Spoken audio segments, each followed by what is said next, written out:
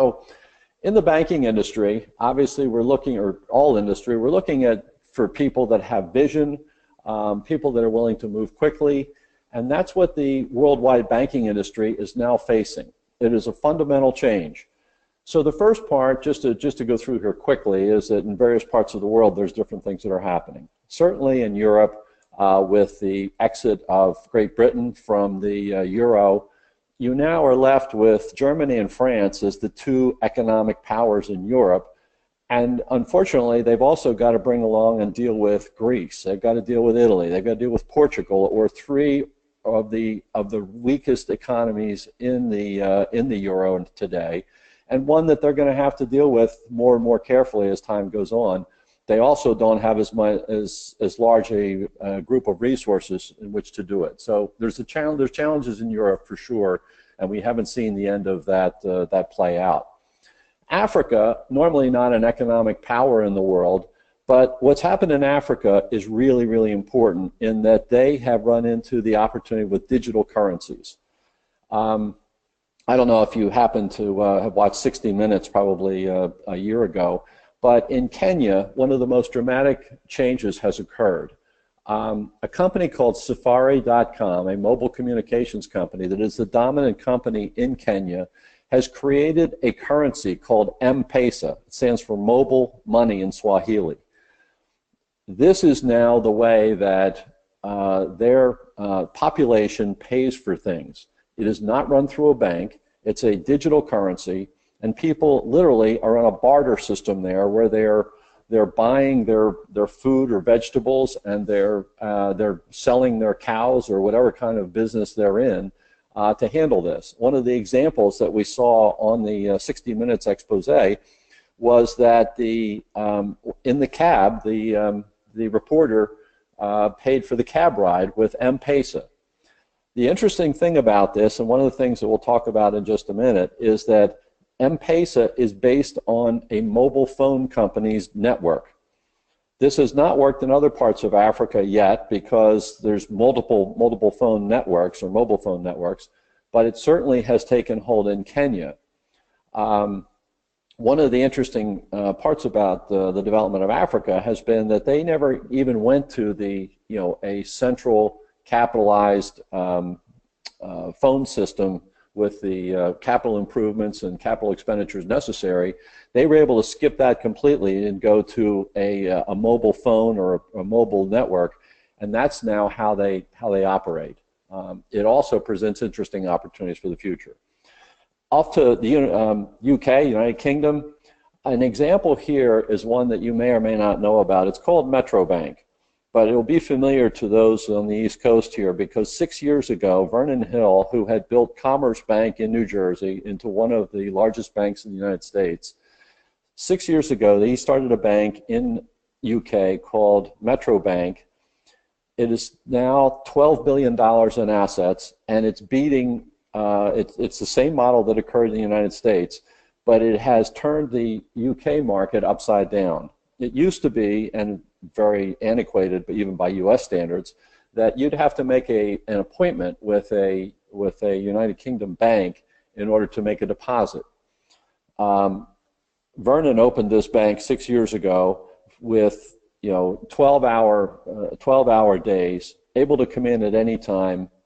Obviously people quick and easy to make deposits, and is now taking a huge market share of the UK business.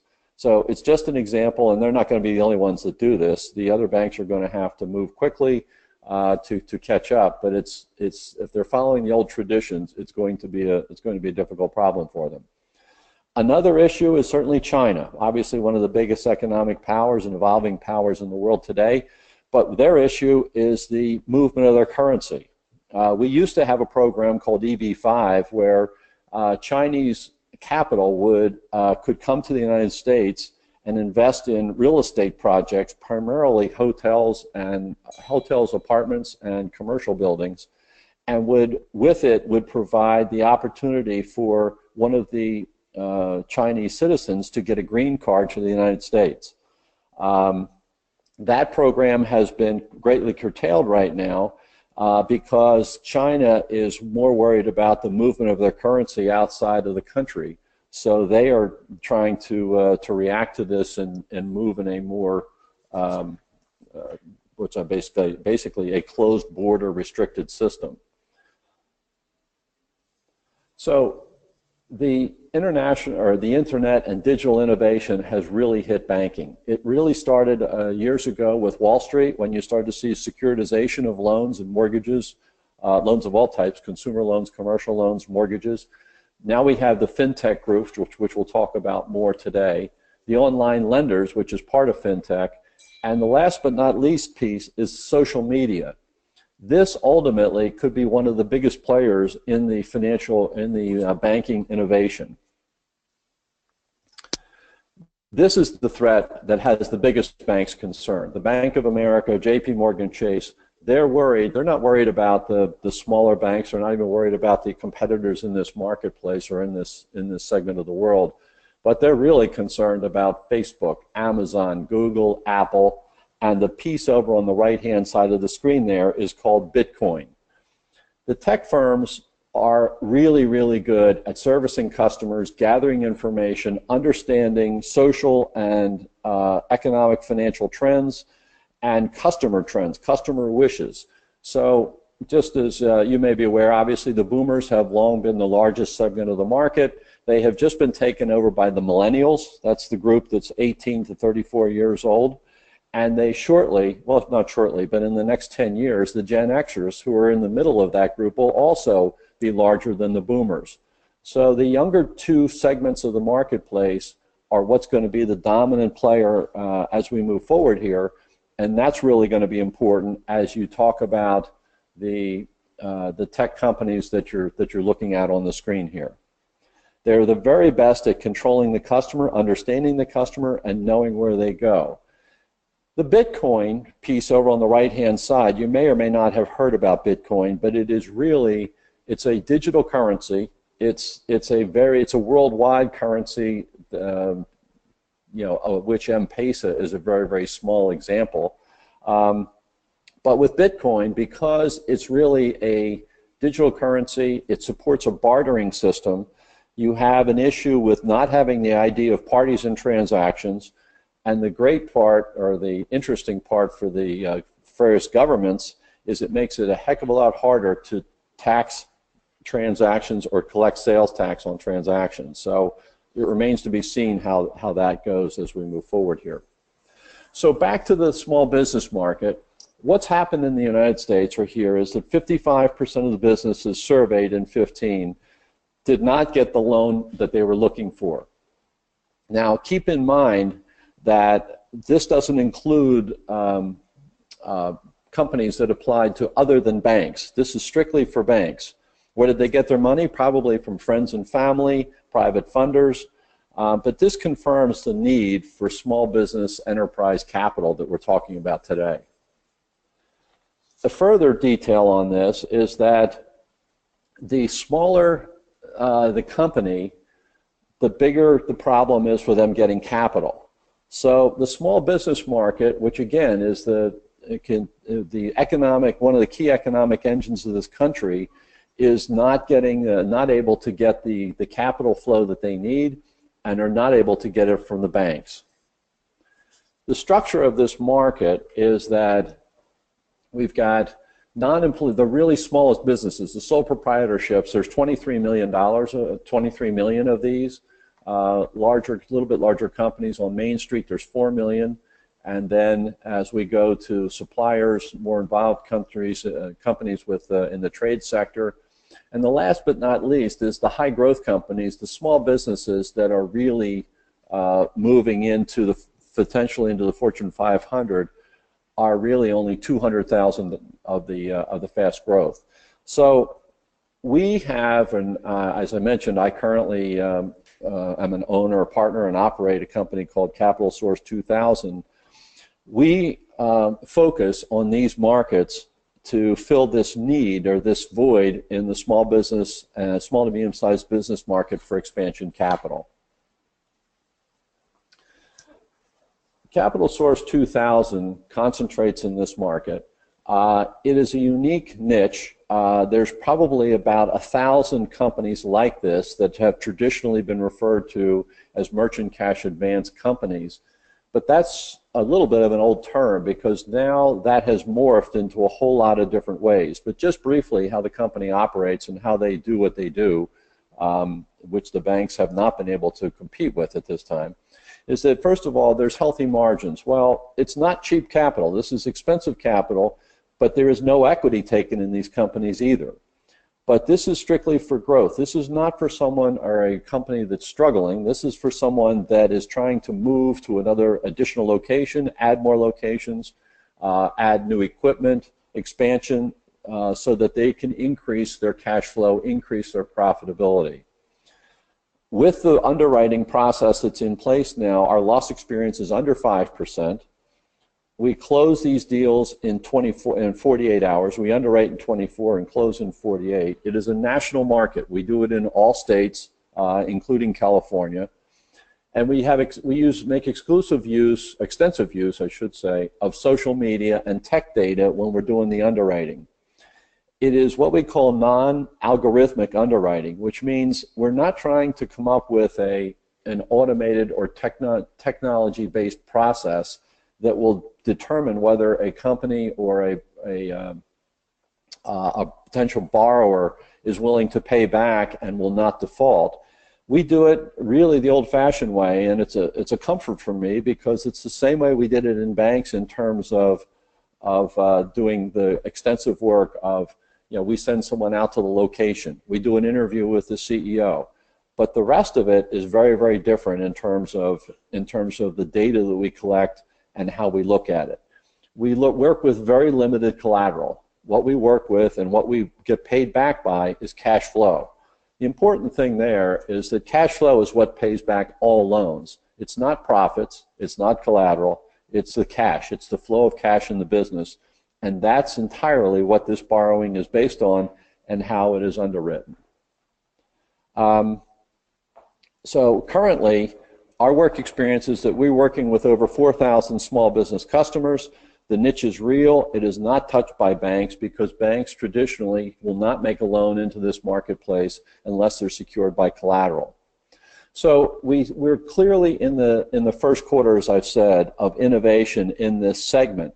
But anytime innovation occurs, it's not smooth. There's ups and downs, there's failures, there's people that do it right, there's other companies that are going to struggle. But a new company like CapitalSource, first of all, we take a very short-term risk. These are short-term loans. They tend to be 4 to 6 months. It's dynamic and flexible, so we can move very quickly. We can curtail lending if we see an economic problem coming on. And we're quick to adapt to new changes in the marketplace. The risks to these small companies are primarily found in two areas. One is the diversity of funding. Banks have long had the advantage because they have very substantial funding capabilities due to their ability to collect insured deposits. In the CapitalSource world, we're talking about diverse funding that comes from individual investors and as well as institutional investors. So we're constantly trying to grow both sides of our liability ledger, with individuals putting investments into the company for a high return and institutional investors, because we need to have that diversification as we move through economic ups and downs.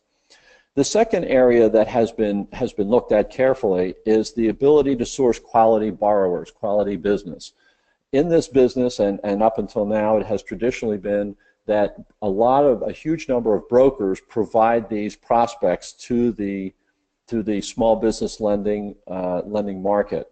But when you use brokers for this function, you'd end up with more difficulties because you're not sure that you have accurate data when you're doing the underwriting, because the broker's advantage is, or the broker's objective is to get them funded. If they get funded and they get charged off, it's not a charge to the broker, it's not a problem for the broker. But that's largely how this business has originated in the past 10 to 15 years.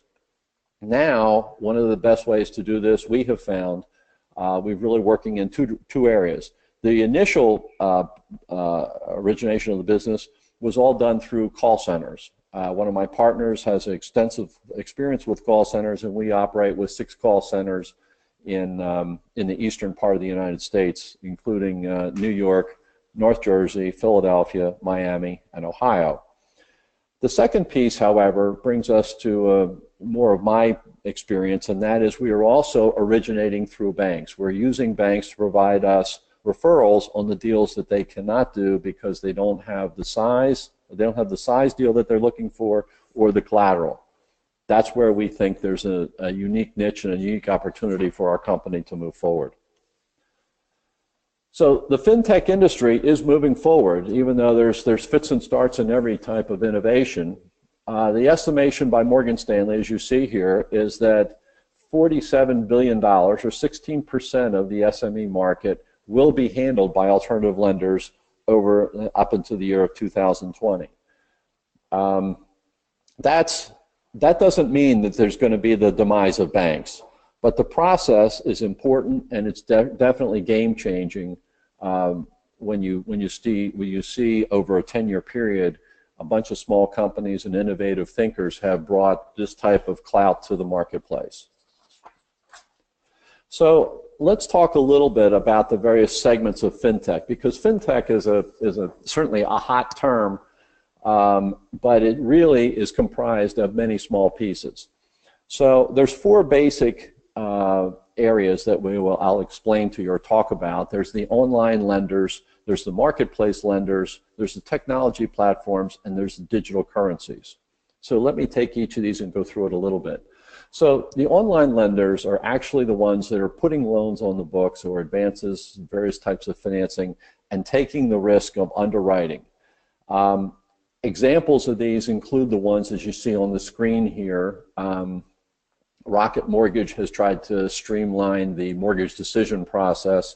On Deck Capital is one of the biggest merchant cash advance providers in the country and one of the first to go public.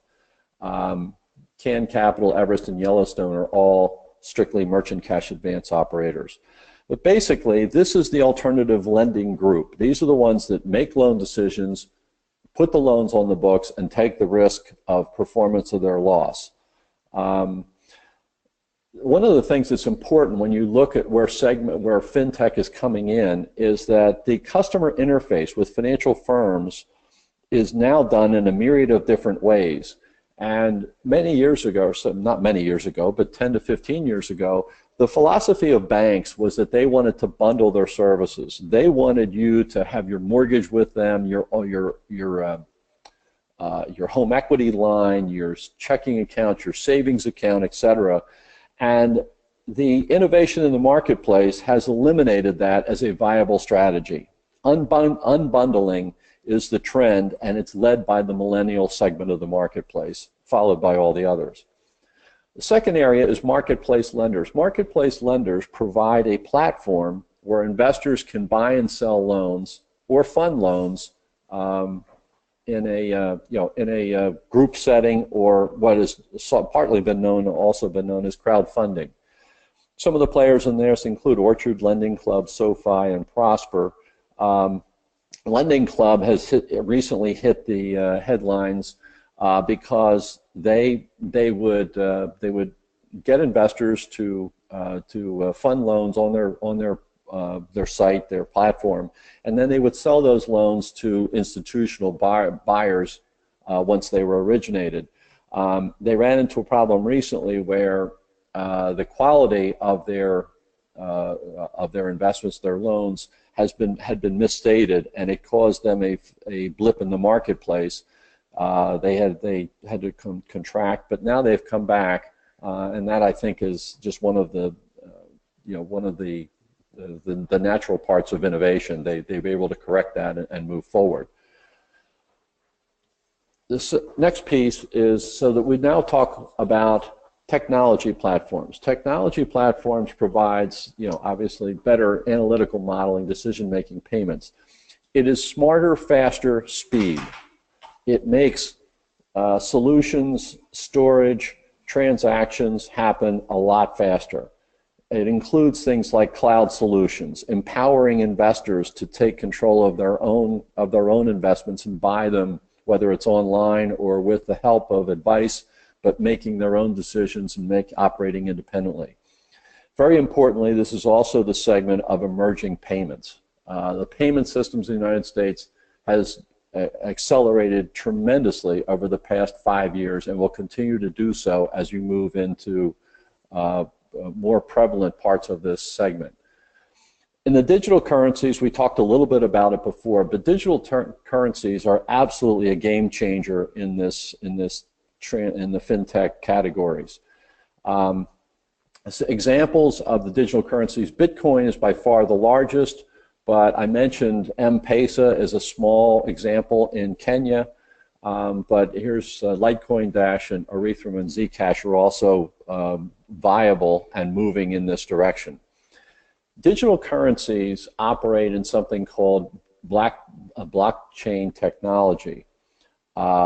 This is a way not just of paying for things, but it also is a way of producing goods and distributing them around the world in a way that you eliminate the middlemen or you gain control of the process all the way through, because the blockchain keeps tabs on each part of the transaction. Each individual player or distributor has to sign on. The next piece only happens with the permission of the ultimate owner or manufacturer, and it moves things much more efficiently and very quickly. So this, combined with the digital currency, is we believe is one of the major changes in terms of transactions in the fintech segment. So back to the small business market, this is what Moody's Analytics believes is going to look like for small business markets over the next from 2017 through 2020. Attrition really refers to the continued contraction of the banking market.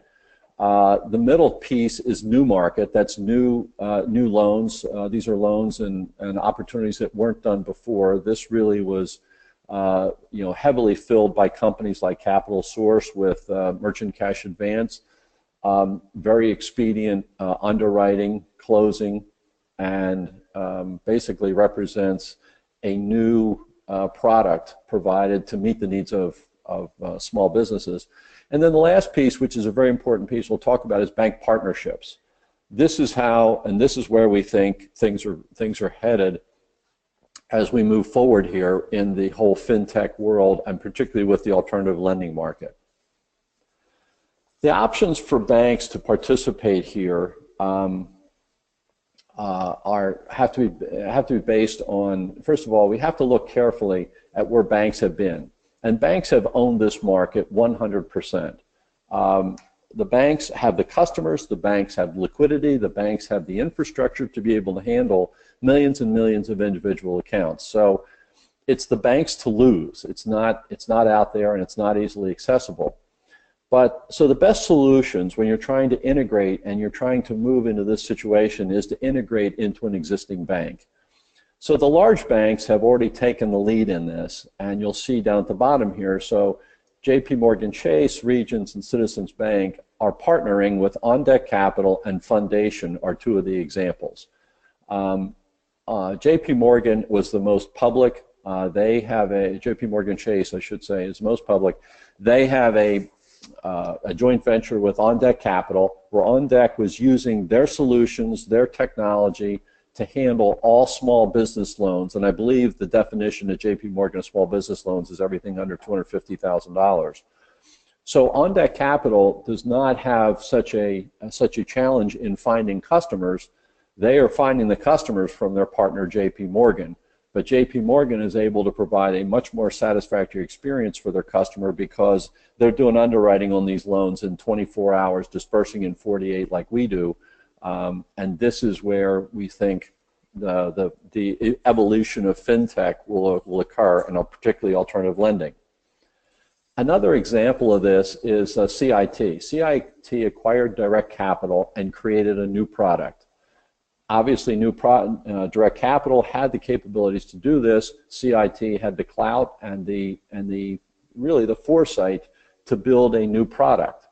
Instead of being a longer-term product, this is a 3-month to 18-month working capital line, up to $150,000, a true small loan. To do this, though, and to be able to move this quickly, they get 6 months bank statements, a void check, and a driver's license. No tax returns, no search on assets or whatever, and 24 hours it gets approved. This is the example of a joint venture that has really become innovative and effectively in terms of how the marketplace how the market is going to be met as we go forward here. So we're talking about innovative bankers with vision, the ability to deal with regulators and lead the charge. So I'm pleased to tell you that CapitalSource is partnering with Tab Bank in Utah, where we are actually, in addition to doing merchant cash advance, we are also going to do business loans that we provide the customer. It's originated as a bank loan through Tab Bank, and we buy it back on our balance sheet. Eventually, moving down to the second piece, we see the opportunity that we would actually sell that loan to other banks, and we're in the process of doing that possibly with Meridian Bank and several others we're talking to right now. I mentioned Emerald Crest Capital because they're a private equity fund that we're in the process of, we're talking to about having them provide significant increase in the capital levels in addition to the individual private investors that we keep funding our company.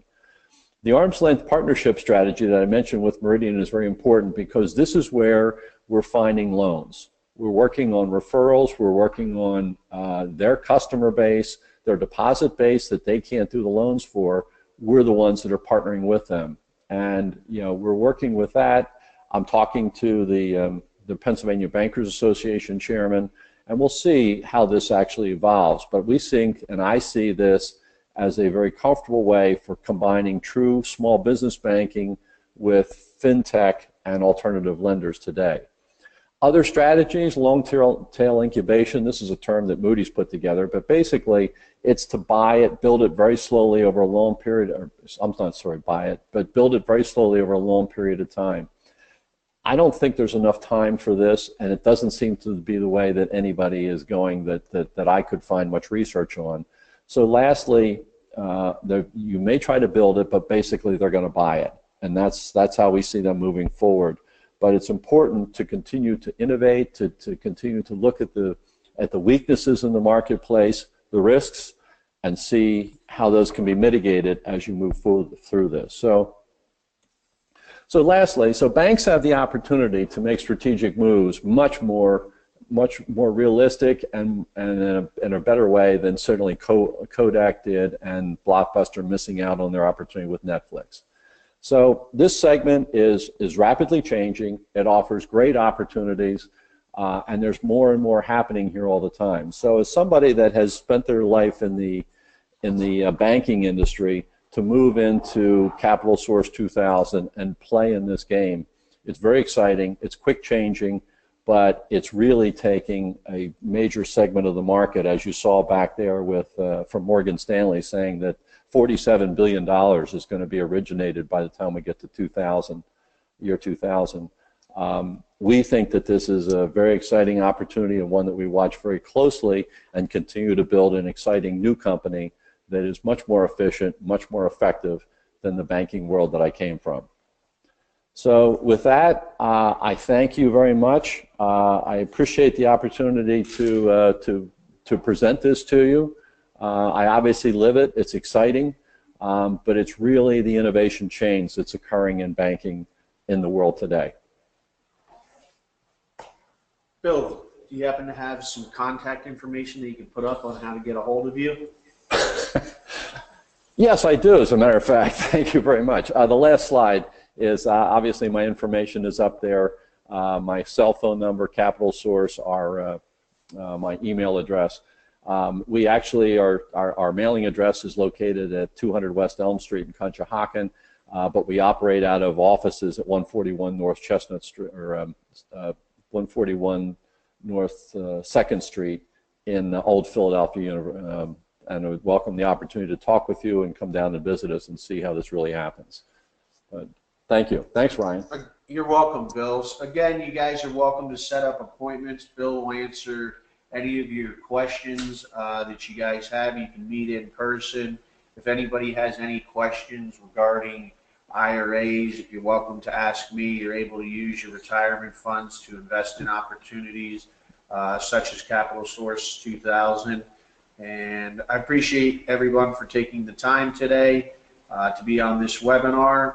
Have a great day, and we look forward to speaking with you. Thanks, Bill. Thank you. You're welcome.